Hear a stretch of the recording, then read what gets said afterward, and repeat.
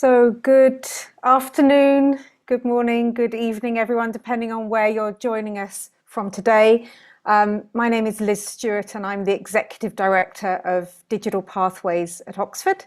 We're a research and policy and teaching programme based here at the school, and we're focusing on digital technologies and the governance and the regulation of digital technologies. Really pleased to welcome you to the third in our series of research seminars where we invite prominent thinkers working on the cutting edge of issues in the governance of digital technologies, and we have them present our work and we discuss them with our community. So far in this series, we've discussed digital taxation, we've discussed mobile money in West Africa and the regulation of mobile money. So I'm really thrilled today to have Payal Arora, who's going to be talking to us about the feminist imperative design and regulation of digital platforms. It's such an important subject, and inclusion is one of the themes that we think about at Digital Pathways. So we're really thrilled to have you here with us today, Payal. So Payal's, I think it's fair enough for me to say that you're best known for your work, The Next Billion Users, which came out in 2019. And indeed, Payal was telling me that she was much sought after by tech companies, by global tech companies when that book came out. I think primarily because they felt that she was going to be delivering to them the next billion users. So she's very much been involved in policy debates of late. So we're dragging you back, I hope, not screaming and kicking, back into a more research-focused discussion, although I'm sure there'll be policy questions from the audience today as well. So the presentation Payal is going to make is partly drawn from that book, but also partly drawn from a chapter that's going to be coming out, but going to be published in a book by the MIT Press, coming out shortly, called Digital Work in a Planetary Market. So Payal, just to introduce you very briefly, she holds chairs in philosophy, business and media at Erasmus University in Rotterdam in the Netherlands. I don't know, frankly, how you have time to do anything, but I'm so delighted that you have made the time to join us here today, and the floor is yours, and you have about 20 minutes for your presentation. Thanks so much. Thank you so much, Liz, for your kind introduction. And thank you, everyone, for making the time, especially in your busy lives, I can imagine.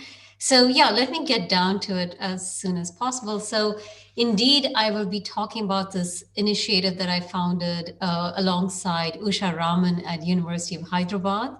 And this is a seed-funded initiative called FemLab, which is basically about the future of work in the Global South.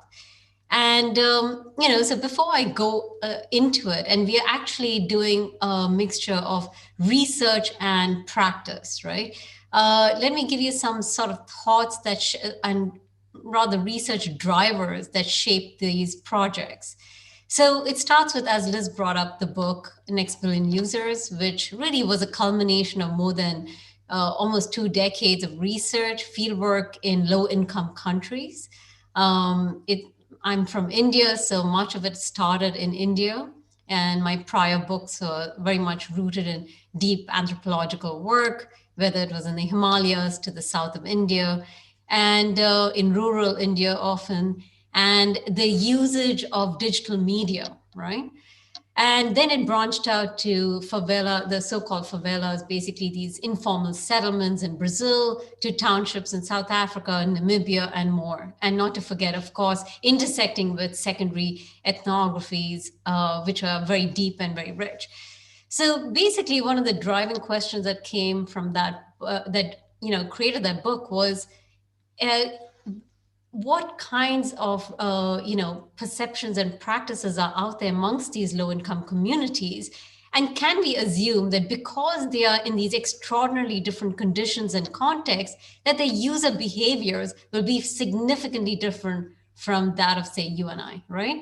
And in a quick nutshell, it's not the case. In fact, already when I started the fieldwork, what is considered anecdotal evidence was actually the bulk of my research, which is that majority of what these low-income populations did with their precious data, with their limited privilege of connectivity, because it is still, by the way, a luxury for them, despite all these disruptions, is leisure oriented, right?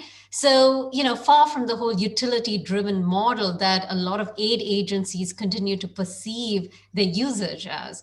So much of what their data is driven by is romance economies, the need for entertainment, social connectivity, pornography, gaming. And in fact, today, after all this research, we have actually data to prove this, right? So if you look at even Geo, which is now one of the best known platforms for disrupting the mobile data economy by providing extraordinarily cheap data plans. And also this combined with very cheap mobile phones has blown up this economy, shall we say, and got millions, and as I say, the next billion user market for the first time online. So, so with that larger ecosystem, and basically they saw the data and they even came up with a marketing principle called ABCD, which is that they recognize that for the Indian population who are in the low income demographics, majority of the data are diverted towards astronomy, astrology, Bollywood, cricket, and devotion. Right. So that itself constitutes more than 85%. And since my book got released, I've been talking to the usual suspects, as Liz mentioned, a lot of tech companies, and informally they will tell me that, including telecom companies, saying that at the beginning, initial stages, almost 80%, 85% was diverted just for porn, actually. And then after that, it became much more complicated. But obviously they could not they did not want to capture that knowledge because that would actually dissuade governments from actually supporting them, and it had policy implications. Nobody wants to be called, supporters of porn for good, right? So anyway, so these were some of the sort of drivers. Now, in my fieldwork in more than almost 2 decades, a couple of things that I realized were major obstacles or struggles that I faced across contexts. One is that it was extraordinarily difficult to find a balance between, users of men and women. Actually, majority of who I landed up interviewing, or my team actually did, were male users because, well, for instance, majority of them tend to be male, or that they're mediated through, male members of the family. And even when women did have their own mobile phones and had access, they were reluctant to participate in research, reluctant to speak, or they were managed by members. And so the authenticity of the data was much more questionable because they had to report in front of their family or other social pressure groups, right? So this was so I was very cognizant of the fact that my work was not really representative for, and there was a genuine gender issue. And if you see the larger, data capture in academia, when we speak about low-income communities, we tend to see actually is really often it's like a footnote in the methodology is, it tends to be more male than female as a caveat that, well, we tried, we couldn't succeed, we have these constraints. So that was one. Now that has another effect. So while my book is actually really pushing for this notion that we need to see them as, non-utility driven beings, that they are really using the internet for a full self-actualization. I mean, we need to have a much more open-ended way of approaching them. And that being leisure, right? And leisure has a significant history, which is not something which is mundane or apolitical. On the contrary, leisure spaces, if you look at the urban commons of the past, the urban parks, which is my previous book about looking at the parallels of the makings of urban parks and digital spaces, it is not a coincidence that a lot of the terminology, whether it is the urban commons becoming digital commons and creative commons, or, has actually sort of permeated or gated communities and gated platforms, right? Walled gardens, so to speak. So, and that said, indeed, leisure has a very critical and political role in, allowing for tremendous amounts of expression, actual self-actualization, but it is again deeply gendered. Because if you look at the way in which women are able to access and stay online, it is not through leisure. Actually, that is highly regulated. If anything, I was wondering if I should be turning it around and see, especially as our data comes in, is that it is looking as that professional sites are allowing them some forms of leisure because it creates legitimacy for them to be online, and it allows them certain spaces where they don't get that policed by other members of their family or relatives because they're seen as being professional. And I'll speak a little more about that. And the last aspect before I actually share a few quotes from the field, given the time, is that having spoken to a number of these stakeholders, and I'm talking about from not just IT companies, but I've been approached by global seed companies, solar panel companies, the whole host of actors, to gig economy platforms, programmers, designers. And I took a step back and I realized that there's a number of good individuals within these organizations. And for us to, of course, a feminist approach is a really holistic approach of bringing everybody on board, because it is much more than just a perceptual change. It is about creating structural change, right? And it demands the socio-political, the legal, as well as, of course, the collectives to pressurize all these other components. So we really deliberately in this FemLab, data approach, take on a stakeholder approach where we are reaching out to those who are eager, whether they are in the municipality, in the tech industry, in aid agencies, who are really eager to do something different. And they're open to conversation and dialogue. And we have actually had good luck because you have to have a sort of a leap of faith that people, organizations do not represent individuals. And you already see that, right? With, for example, in Google, a number of the employees going against Google because of Dragonfly. And so that actually shows that we need to sort of, unpack these and separate the two for us to have a much more positive approach to this. So that being said, let me just share my few slides. All right, so FemLab basically does three things. It basically is insight driven, right? So it's putting the voices of the women, and we are primarily focusing on marginalized majorities, and much of them happen to be women. And then we have an intersectional approach, because as we know that women intersecting with, depending on their religion or their tribe or their caste, has amplified harms that can come to them, right? So that being said, we put their voices at the center by doing deep ethnographies, not necessarily only digital ethnographies, right? Because some of them may not have direct access to digital media, but still have influence on the shape of that digital media and the conversations, because they rest on intermediaries, right? So they're not as passive as one can frame it. So that, as well as stakeholder insight. So really roping in, taking in a site and mapping out the stakeholders who have vested interest and reaching out to those who want change.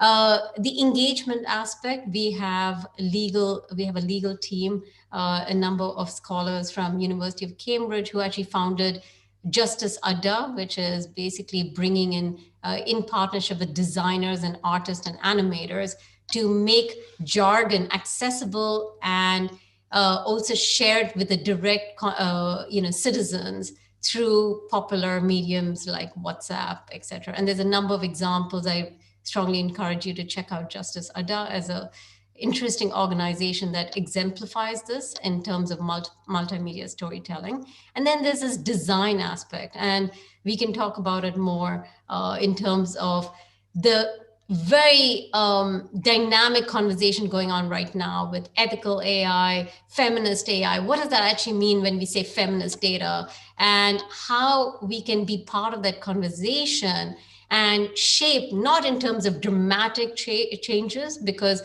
what we've noticed are these incremental changes can be radical. So we tend to expect massive disruptions, like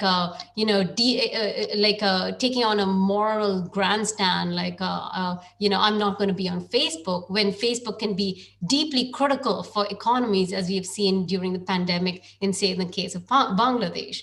So these are the sectors we started out with: sanitation, construction, salon, garment, and artisanal, across Bangladesh and India. And we've already got teams in all five, engaged in all five of these contexts. And the reason for these different contexts, we deliberately wanted to choose very diverse contexts. Secondly, where women are disproportionately represented. So when we speak about the margins, the marginalized majority, like the garment industry, 80 to 85% in Bangladesh of the laborers are women and girls. And we actually, I think that's even more now because of the deep vulnerabilities and the expectations to perform during COVID times. The artisanal sector, extraordinarily heavily dominated by women, because these are these are grueling conditions. And the irony is that in this artisanal sector, there is a great expectation for women to be upholders of national heritage. For example, the Jamdani saris in Bangladesh, which is considered heritage by UNESCO. And yet, because of extraordinarily exploitative conditions, women are actually choosing not to be in it. And yet they are, of course, still representative of this population. Sanitation, in terms of the sweepers on the street, hired by municipalities. And then there's, as we can see with the new layers of technology, we have tracking technologies on them, GPS watches, which can actually track their moves and get penalized based on how long they're at a particular spot, when they stop, when they come. So these are, on top of already gendered notions and surveillance technologies on women's mobility, which already hinders their participation in society. And then construction workers, where even IDRC actually did question us and ask us to explain why construction, because isn't it male dominated? And we had to explain that much of what is considered a construction worker tends not to be looked at as a woman, even though women are almost half of it, because they tend to have jobs which are not considered either permanent, because they're much more temporal. And there's a variety of different markers that devalue their positionality within the construction work, and yet are very critical. And salon services, which is not just, this is in line with the whole gig economy, like Urban Company, where we notice that 40 to 45% of just salon service workers are women, but of a particular ethnicity, say from East India. So that makes it a very interesting conversation, and a culture of servitude that surrounds the industry, right? So I think I have I have to wrap up in. All right, so just to share 3 quotes and I'll stop. So what we found from the Urban Company research is that possibly, the moment you say, basically the first quote, I'll just summarize in a nutshell, is one of the participants saying that actually it gave them a lot of respect because it allowed them to appear more professional, because they were in sync with the branding of the Urban Company, right? And also the idea that these sort of regulations gives them sort of a accountability, which even further legitimizes them and upholds their status in their society. So they are considered partners, right? And we can speak about how this is considered empowering and also allowing them to create more forms of leisure for themselves through these sort of professional pathways. And another is Ola, which is we have interviewed programmers in where they talk about, it's not about algorithms being biased, but data sets which are biased. And they are really interested in changing the game, because one of the, you would wonder why would they be so interested, is because they understand that half the population are women. They don't feel safe when they're male drivers. So they're desperate to get also female drivers. And they're trying to create conditions, including pay, particular attention to the concerns around women drivers, right? And I'm sorry, I'm not going to read these quotes because I realize I'm really over time. And the last is a construction work where we are interviewing contractors, who have actually talked about and really sort of humanized the perspective of what it was for contractors, local governments who really tried to actually do good for internal migrants, but actually there were larger ecosystem approaches that were hindering it, which is basically internal migrants had a fear of what were the repercussions of being documented. And so this is where our legal team will come in, where they will actually translate what this means to be part of the registration system. And so while this quote basically really shows the sort of human element of the corporations really trying to help because they really rest on these internal migrants and make up almost 2/3 of their worker force, and now even sometimes 80%. What they found is the bailout money during the pandemic, 94% of these internal migrants did not seek for it because they were unsure whether this would create more precarious and vulnerable conditions for them. I'm happy to share these.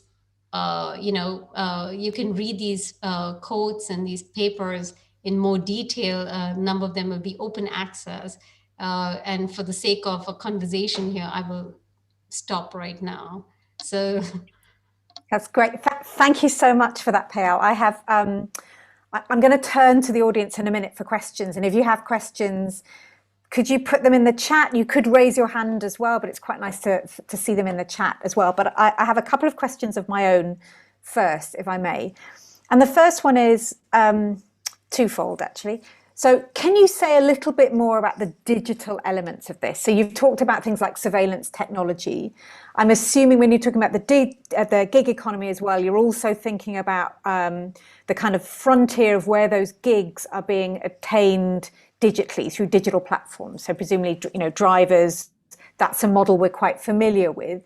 If you could just say a little bit more about the digital elements in some of those other sectors, because I think that's probably, the digital element in construction is less obvious. The digital element in sanitation, I mean, you've mentioned the surveillance tech side, but are there other elements that we're not kind of thinking of? Where is digitalization coming into these different sectors? And then I also just wanted to probe you a little bit on, it's fascinating what you were saying at first. So from the book, you were saying actually, if I'm going to I'm going to sort of summarize what you said, that marginalized users actually display lots of the same behaviors as kind of, Western users or majority users or whatever terminology you might want to use. But of course, you weren't looking specifically and in detail at women then, and you've now made an effort to explicitly target women. Are you seeing then fundamental differences in the way women are using that technology? And if so, if we are thinking about these questions of the regulation and the rules of the road, do you need to have a kind of regulation done in a different way that works for women? Or is it okay? Is it kind of, current ways of trying to form rules around digital technology, although we don't have them yet, are the modalities fit for purpose, do you think, from what you've seen? Sorry, that's a really complicated multi-part question. I'll remind you if you've forgotten any bits of it. Yeah, these are great questions, and I'm glad you brought them up. So it allows me to speak a little more about the case, right? So you're right about construction. As I said, even the aid agency wasn't quite convinced, and basically, for construction, it is about financial technologies. So a lot of them are internal migrants. And when we speak about migration or digital migration, it's often about remittances from one country to another. We think in very global perspectives, but not so much in terms of internal migrancy.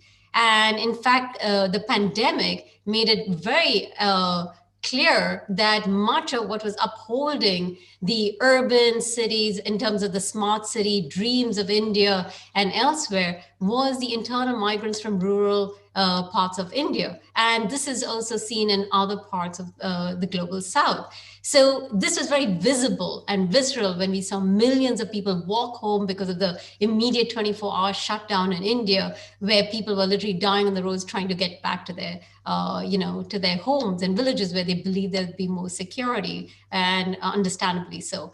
So remittances internally have been research-wise paid less attention to. And this goes in concert with other initiatives like the Aadhaar initiative, which is the biggest digitization initiative for identification in India, which is also being transported and exported to other parts of the global south, which really demand a sort of a critical analysis of, and of course, there's a lot of research about that already, but independent of labor in different sectors, right? So it's seen more in terms of citizenship and not so much how this impacts working conditions and access to capital.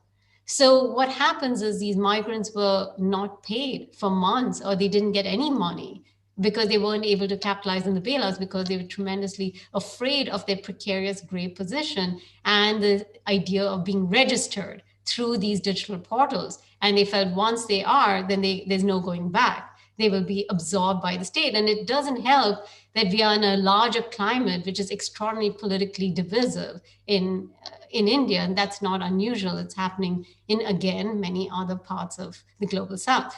So that's one angle. And we notice that the financial technologies also allow for a bigger conversation on state initiative efforts, which is also sort of a research gap, because you have unified, a unified payment interface, which is a UPI system, which is not building on the infrastructures of the corporate economy, hence surveillance capitalism, that look at these tech companies, they become the essential infrastructures, and in a sense they perform like a state, right? But what happens when Bangladesh, for example, within 2 months came up with bKash, which is basically a mobile payment system initiated and upheld by the state, right? So that changes the game differently in ways, and their main orientation is to be a welfare state and a digital welfare state, right? And in terms of supporting employability.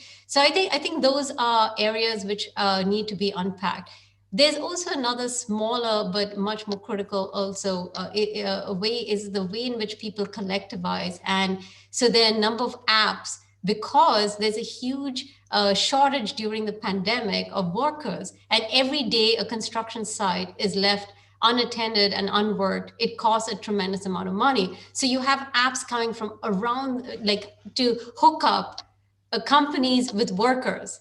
And so they're even providing their mobile technologies, and these are particularly women, right? They want women to come back, and men need to stay. And so another understanding about internal migrancy is they need to stay, and they're seasonal workers. They are not full-time contract workers in the construction company. So it also pushes us as researchers to think that when we sort of pigeonhole or sort of tag a worker as, oh, you're a salon worker, you're a construction worker. Actually, when you look at the low-income communities, they hold multiple jobs for survival. They go home for 3 months to farm on their land every year, and that's structurally designed so they can have a fallback plan, right? This is their social security net. So they are farmers, right? They're also construction workers, and they're also doing other gig work, like maybe doing delivery. So how do you then understand them as employees, right? So it demands a larger approach to that. As far as the other question about policy, now I totally forgot that. Actually, something about feminist policy. Sorry. Just give me a keyword. It's fine. I did tell you it was a long question. So the kind of do we need a new set of regulations, a kind of feminist regulation of these digital work platforms, or is it kind of is it the same regulation that we need for everyone? What insights that's the thing. Feminism is about not looking at it, and it's about equity and not equality, right? And the idea that it can't be treated in a neutral way. And we've seen that actually very poignantly in Latin America, where they came up in Peru and other countries, examples where they decided to come up with the digital apps where one day males could go out and the other day, every alternate day, females could go out, right? And that was their way of sort of a partial lockdown, gender-based partial lockdown. And I thought that was interesting because very quickly it got shut down, because what happened was then males, they realized that much of the pressures on women to do the grocery shopping, to basically get the water, pushed women to congregate because they only had half the time. Whereas when men had their days out, they did not do as much. And so it wasn't as effective in the sort of equality of treatment, right? Even programmatically so. So that is just one example. It has to be equity based, because like women, like the ride sharing, right? Women, when they decline male customers after 12 o'clock in the night because they don't feel safe, firstly, one can actually go back to the algorithm itself and see, can't women be given, matched with other women, for example? And then you would say, well, isn't that discrimination? Because you shouldn't be able to choose the customer. It goes against a particular professional code of ethics, and not to forget larger laws in place, which is about it. You shouldn't discriminate based on identity. On the other hand, it is, especially with the gig economy and delivery services at the home, when women are coming to your salon services, it would matter when they come to your house in the afternoon versus in the night, right? So on the other hand, you can't actually say, I don't want Muslim, driver or Hindu driver, right? So that's a different ball game. So if it's gender-based, yes, you can actually program it, which allows for more equity without punishing them. What happens right now is when they decline, they get punished. Their rating goes lower, right? It doesn't take into account that they happen to have other conditions and needs. Yeah, really interesting. We might come back to the kind of how the rules get set later, but I don't want to dominate all the questions. Can I bring in Emma Saman, who'd indicated that she wanted to come into the conversation? I think we can try and bring her on camera. And in fact, I noticed that you cite her in your forthcoming chapter as well. So Emma, the floor is yours. Okay, thank you. And thank you. It was a very, super interesting presentation. I just wanted to ask about, you've mentioned the platform economy in a few different places as a growing modality of engagement for many women who are active in informal work. And I wondered if, and it's a sector which we know, of course, is characterized by workers being dispersed and having, difficulties in terms of coming together.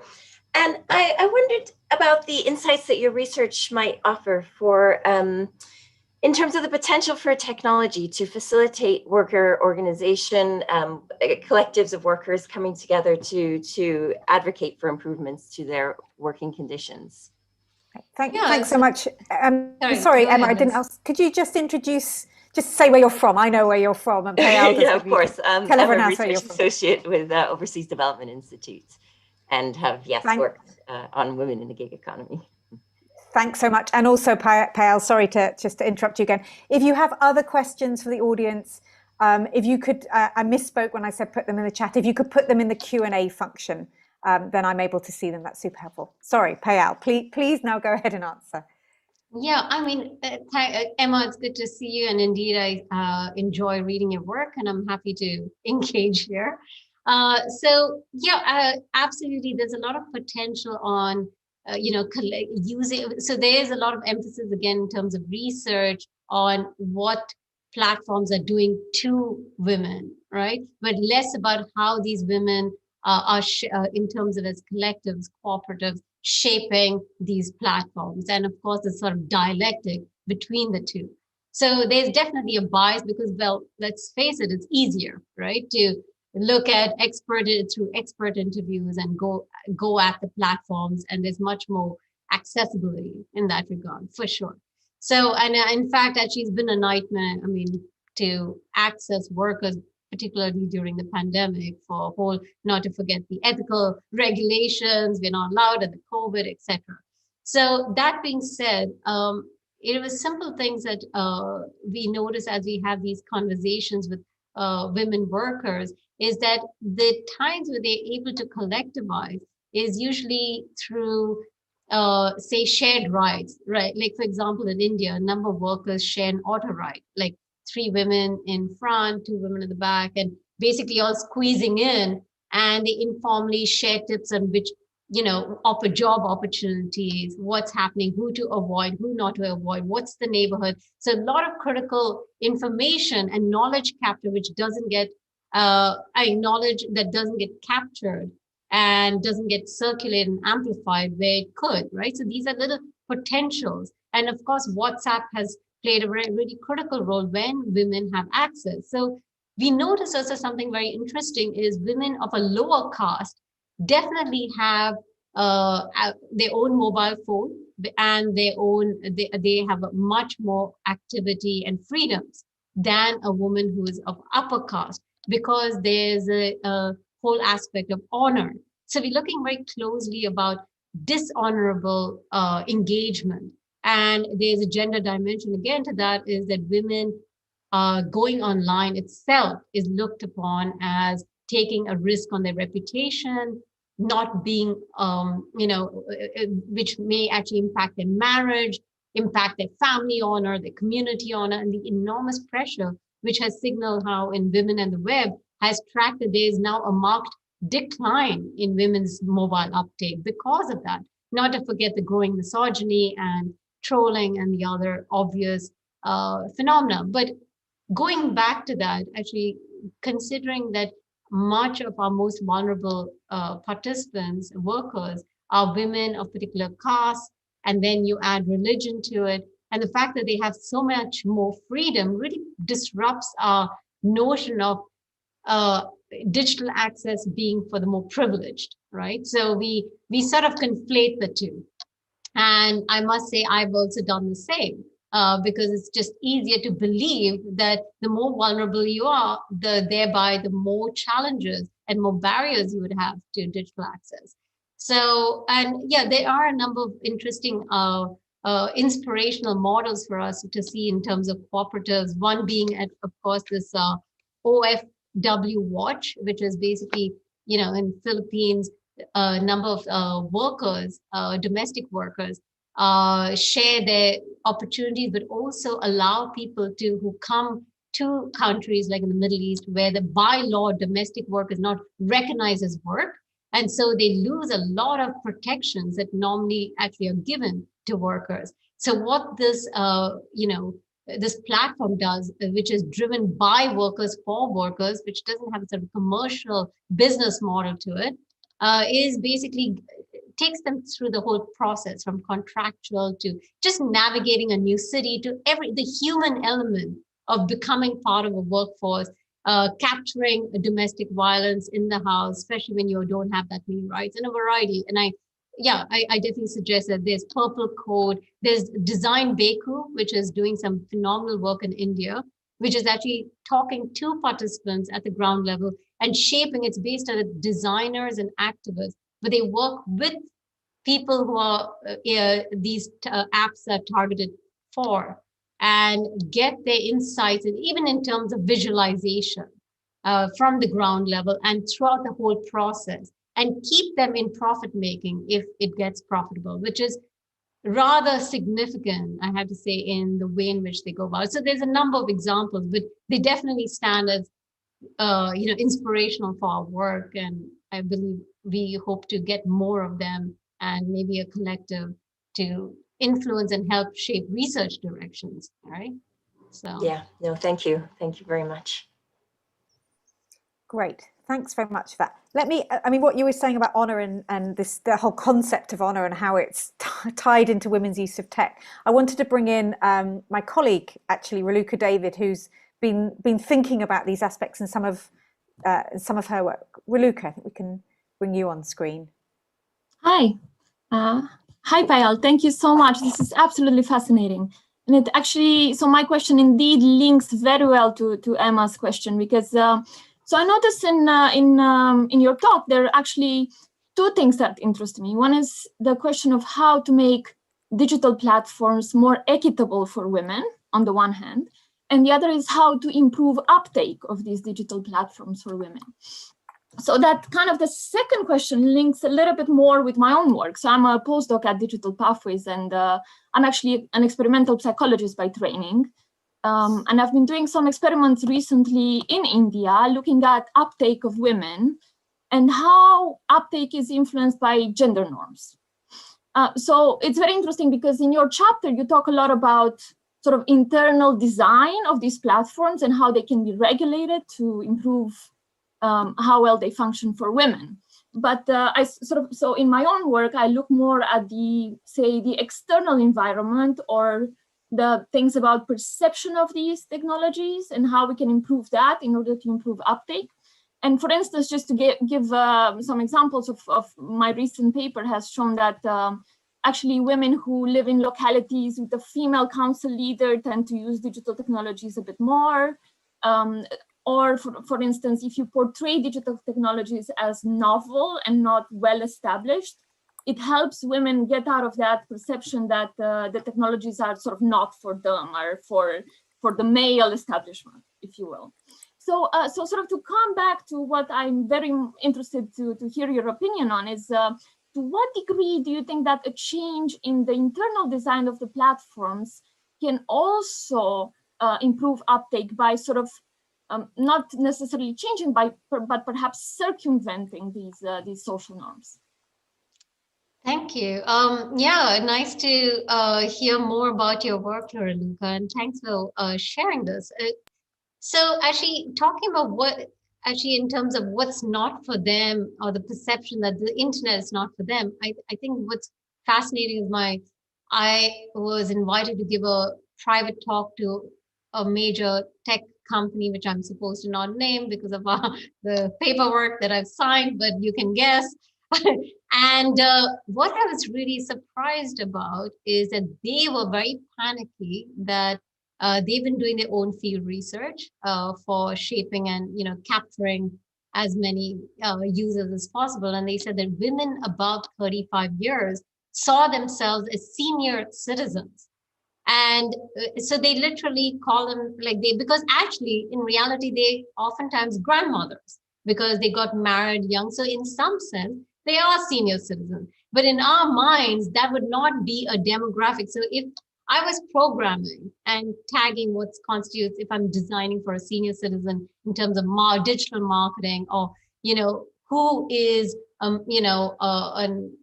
middle-aged person or a young person, that would totally disrupt that. And on top of it, we use so much of age-based categories to have other kinds of understandings of their user abilities, right?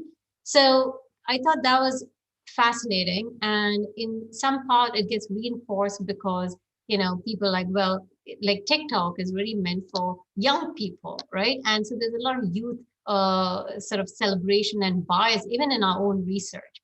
So I think that requires for us to see what categories and variables should contribute into capturing women in terms of marketing, how that can also give insight into sort of social entrepreneurship marketing to entice them back into the fold, so to speak. But another insight through, say, our interactions with Mishu, for example, just one of the examples of insights from platforms is that they are a reseller platform economy. And they said that 40%, what they were surprised was 40% of their actual users landed up being women, but it wasn't clear at the start because all of them who registered were male. But actually it was a group effort. So what started off as, especially with the pandemic, a lot of businesses shutting down. Women are a lot behind the scenes in terms of actually, for example, in artisanal work, they're actually producing the work, right? But the husbands and brothers become part of the larger sort of collective effort to become active in selling. So even though it's registered as husbands, brothers, whatnot, as a male participant, it lands up being women producing the work, and as well as balancing, of course, their household work. And they realized that women they needed as much flexibility because they always had to do all of the work at home. So it seems really at the start terribly exploitative, and because you had this double burden. But on the other hand, in long term, over the period of the pandemic, they noticed that there were shifts, because as women were getting more money, they got a little more access to digital technologies. They got allowances to just deal with it themselves. There was upskilling by their own family members. And so at some point, a lot of them were actually women running the show. And then even husbands were taking care of certain kind of domestic work. And so it is this not radical, disruption at one point, but gradual shifts and social shifts in the household, which creates empowerment. And it made me think about the sort of timeline that we create as researchers, right? As sort of a snapshot of insight, where thereby we build our theorizations. And unfortunately, the sort of political economy of academia and citations and the pressure of publishing and churning out our papers has, relegated us to not sustaining in our research in long periods of time, where we follow certain kinds of users through this process and documenting the way in which they change. So we're very quick to freeze them as categories, and thereby we can make an argument for, like, these need to be more, these are vulnerable constituents, and we need to liberate them in these regards to these design interventions, these kind of governance regulations, etc. Right?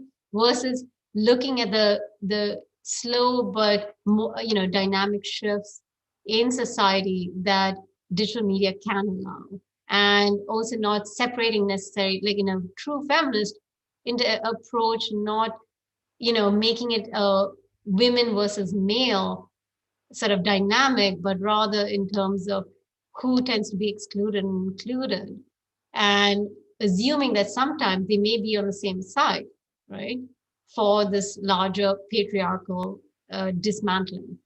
Yeah. So really interesting. Raluca, did you want to come back on any of that? It's fine if you don't, because I've got other questions, but just checking. No, you're good. Great. And yes, I really like the insistence that it's the patriarchy is what we're in opposition to, rather than, along gendered lines, or it's a really important point. Can we bring in Asya? You had a question about teachers. Asya, if you could introduce yourself and ask your question, please. And really nice to see you, Asya. Hi, thanks, Liz. I'm Asya Kasmi. I'm with the Gates Foundation, and I work on global education. And while there has been more research and more analysis of the impact of technology on students, I think this aspect of thinking about teachers and the gendered element of how teachers might be accessing and using technology as well as training. I wonder if you've had any reflections or any research in that area. Yeah, actually, I'm not sure if you're also part of the whole UNESCO initiative, because I know Gates Foundation is part of it, but I'm right now on the advisory board for UNESCO's manifesto for the next decade, and there's 15 organizations on it, on basically inclusion and connectivity. And what is astonishing is that indeed they continue to look at education as a formal aspect, right? Formal education. And it's interesting that they also don't see that digital divide is a problematic framing, even though academia has for decades now critiqued that framing of this binary, that because there's an underlying assumption that those, and this also goes in parallel with the gender divide, right? The gender and digital divide, we can actually sort of bring together, and that if only they have digital access, they get empowered, right? When we know for that actually it is not the case, we need to move away from these binaries, but and that it really is about identifying what are the that digital infrastructures are essential utilities for our public life, and that we need to make sure that it is inclusive by default, and it's also protected by default in a rights-based way, right? But what I find interesting is these actors have not actually been, in fact, I got an email from an agency, a ministry from from North America, where basically they were surprised so many academics agreed with me on digital divide being problematic, and thereby one should also look at it in terms of gender divide. And they're like, do you have any resources to back your work? And I was thinking, what have we done in academia that we have actually basically said, okay, this is well researched, well documented, our job is done. Now let's move to much more interesting, exciting research endeavors, when we have clearly not translated something from the 70s to current development initiatives, including some critical dissemination of massive amounts of money that is going to go to a number of these low-income countries, particularly in gender and education. So I don't know if that actually is helpful, but absolutely, I think one of the pushes now I see as we are building the manifesto is that we need to look at the informal education. We need to not focus on always a relationship between education and connectivity, because majority of women may never have connectivity in their lifetime. And does that mean that we can't actually look at their education potential? I mean, I'm talking about connectivity perceived as direct connectivity and a sense of ownership of all the markers, like you need to own a mobile phone to be connected. You need to have direct access and not, mediated through human intermediaries like your family.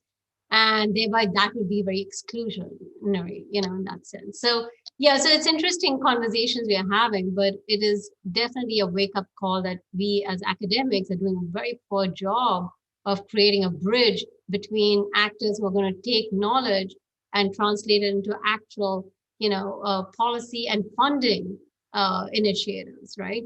And by the way, I'm the only academic on this advisory board, which also is surprising to me. I think that I think part of it is academia is not speaking to them, because we have to water down our discourse. We have to uncomplicate and create some reductionism to make it accessible.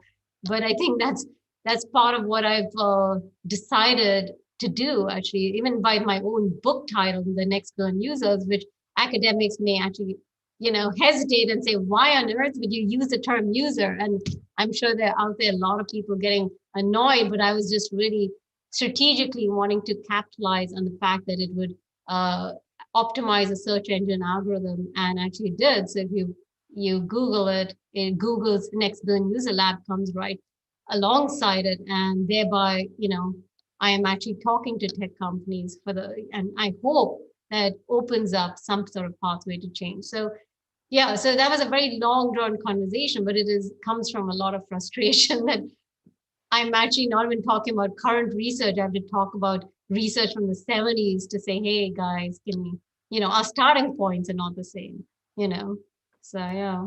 Yeah, absolutely. Thank you so much for that, and thanks for the question, Asya. Can I bring in Teresa Hendel? If you could introduce yourself and give Payal your question. We might have time for one more question after you, or this might be the last question, depending on what it is. Perfect. Thank you so much. Can you hear me? You're there. Yeah. Yes. We can hear you perfectly. Yeah. Awesome. Wonderful. So I'm Teresa Hendel. I'm a philosopher and bioethicist, and I am a member of a research team that is doing an analysis of digital health technologies. And I'm really interested in doing a decolonial intersectional feminist analysis of the power dynamic that exists within digital health platforms. And I wanted to ask you, first of all, thank you for your talk. And I wanted to ask you whether you've also looked into digital health technologies and the dynamic that is there, because I'm particularly concerned about health apps, which are so often packaged to women as tools for women's empowerment, for the empowerment of women whose health concerns were so long ignored in medicine and healthcare.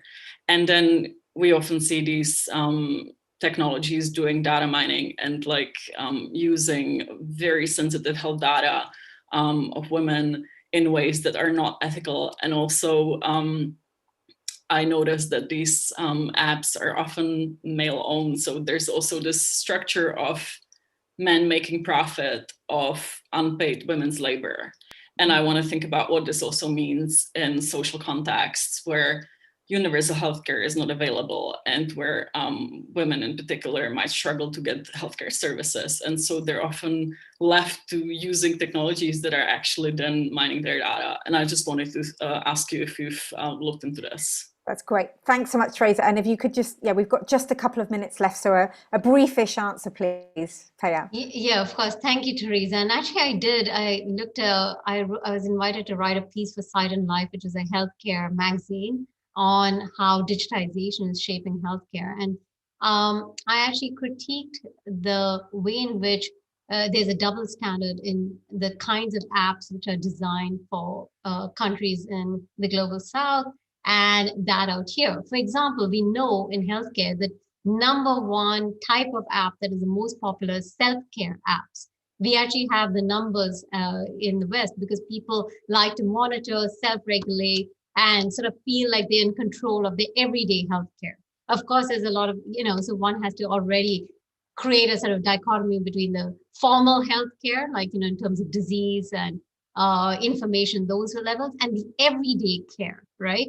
And that itself is interesting. But somehow when you see applications being developed for, say, poorer countries, particularly for women, it's all about containment or like family planning. So a lot of family planning apps, the assumption being that women want to limit their families, right? And should limit their families, which have it goes back to, like, as you brought up about the decolonial aspect, the whole colonial notion of like women from the global south need to stop, producing so many babies, basically. Whereas, as we have seen in the research, a number of women cannot actually be treated as a woman if they don't have a child. So in fact, if anything, they'll do anything to have a child. And in fact, it is a huge interest and obsession about them because their maternity is in question. So that's one, and a lot of young people who are very eager, females who are eager to address a lot of taboo subjects, but they're unable to. And so, yeah. Payal, I'm really sorry to cut you off. Just give it 10 more seconds if you could just. So anyway, in short, wonderful research topic, absolutely, and I can just message me and I can share more about that, but it requires a decolonial approach. And thank you, Liz, for your patience. No, that's fine. We needed 2 hours rather than 1 hour for this subject because it's so your approach is so rich and it's so subtle and it blows out of the water so many, I think, of the cliches in this and some of the sort of lazy shorthand in both academia and policy making circles. We needed longer. But yes, if you could follow up, anyone who's got other questions, we can connect you with Payal. Payal, thank you so much for that. Really, really interesting. And as I say, I think it's kind of, I find it also really interesting, particularly having an anthropologist in this series. We tried to be intersectional. We haven't had an anthropologist before. And it's, the different approach I found really useful. 2 seconds for an advert for the next. We've got 6 more seminars over the course of this year. The next one, it'll be coming into the chat now if you want to sign up for it. It's on the 20th of May, so not long away, and that's Professor Sandra Wachter from the Oxford Internet Institute in conversation with Dapo Akandi, who's a professor of law here at the Blavatnik School of Government, and she's talking about the biased society. Is Europe ready for an algorithmic world?